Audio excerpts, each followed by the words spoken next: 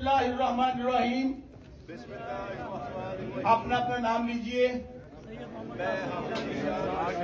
हम पाकिस्तान के आईन और कानून के मुताबिक हल्फ उठाते हैं कि हमें पंजाब की आवाम ने मुंतखब किया है। हमें इंशाअल्लाह हम अपने इलाके की आवाम उनकी खिदमत करेंगे और यकीन दिलाते हैं पाकिस्तान के तमाम इदारों को कि अगर हम झूठ बोलें तो हमें नबी की शफाअत हासिल ना हो। अगर उन इदारों में बैठे हुए लोग अगर झूठ बोले और हमें हक ना दें, उनको नबी की शफाअत हासिल ना हो।